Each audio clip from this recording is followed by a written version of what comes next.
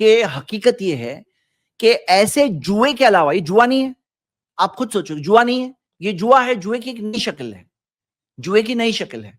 इसके अंदर अगर जैसे शेख बोल रहे थे गरर, गरर यानी अनसर्टेनिटी। आप देखो शरीयत में आपको कई सारी हदीसें बुखारी वगैरह में मिलेगी कि अल्लाह के रसूल सल्लल्लाहु अलैहि वसल्लम ने ऐसी चीजें भी खरीदो फरोख्त करने से मना किया जिसमें वाजे नहीं है कि क्या बेच रहे हो।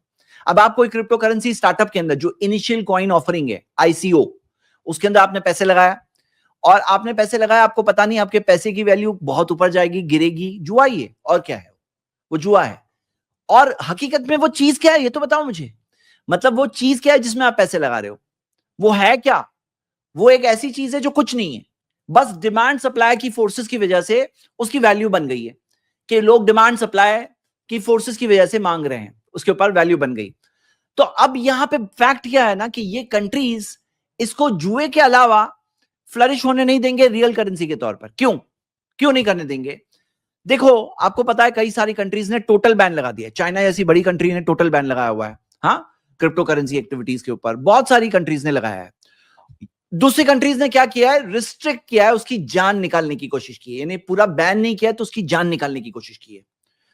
कई सारे टैक्सेस, कई सारे रिस्ट्रिक्शंस वगैरह लगा करके उसको हाथ पांव उसको उसको तोड़ करके उसको अपाहिज बना करके काम करो, ऐसा छोड़ा है, रखा है, लीगल रखा है, लेकिन अपाहिज बना के रखा है। तो आपको दो टाइप की चीजें मिलेगी। अब इसके अंदर ये देखिए, मैं आपको एक मिसाल दे रहा हूं आपके सामने, ये देखिए आपके सामने है कि यूएस डॉलर किस तरह से इस्तेमाल हो रहा है कि पूरी दुनिया में जो फॉरेन एक्सचेंज रिजर्व्स है उसमें 60% तक तकरीबन डॉलर के हिस्से है। इंटरनेशनल जो कर्ज है, डेट है, उसमें 65% के करीब डॉलर से है।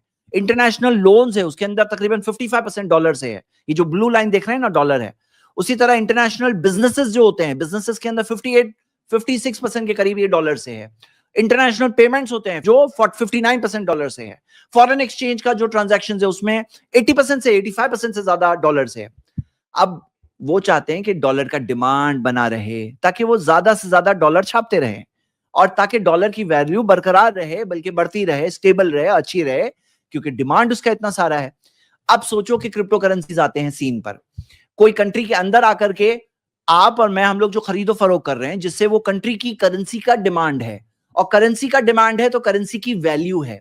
वो करेंसी की वैल्यू जो है वो उस खरीदो फरोख्त की वजह से, अगर डिमांड नहीं हो तो फिर वो करेंसी की वैल्यू क्या होने लगेगी, गिरने लगेगी। इसी वजह से गवर्नमेंट जब ज्यादा नोट्स छापती है, जब गवर्नमेंट ज्यादा नोट छाप देती है और डिमांड के बावजूद जब वो नोट्स होती है तो ज्यादा छाप देने की वजह से क्या होता है कि करेंसी ज्यादा आ गई मार्केट में तो करेंसी की वैल्यू कम हो गई, जिसकी वजह से हम कहते हैं अरे भाव बढ़ गए, इन्फ्लेशन। यानी कि आज अगर आपके पास 1 लाख रुपए हैं, अगले साल आपको वही चीज जो आज खरीद रहे हो वो खरीदने के लिए आपको 1,06,000 रुपए चाहिए, 6% इन्फ्लेशन के हिसाब से, कि 1,06,000 है तो आप जाके आज जो 1 लाख में खरीद रहे हो 1,06,000 में खरीद सकोगे, इन्फ्लेशन। अब यहां समझो आप कि क्रिप्टो करेंसी किसी भी कंट्री के अंदर आकर के जब उसके ट्रांजैक्शंस को लेने लगेगी, उसका हिस्सा लेने लगेगी, तो वो कंट्री की खुद की करेंसी जो है ना, उसकी वैल्यू कहीं ना कहीं कम होने लगेगी।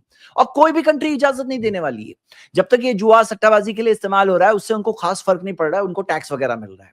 लेकिन यहां पे जब वो रियल ट्रांजैक्शंस के अंदर आने लगेंगे तो वहां पे वो कंट्रीज को कुछ ना कुछ अपना रेगुलेटरी एक्शन वगैरह लेकर के या तो हाथ पांव तोड़ना होगा या तो बैन करना होगा।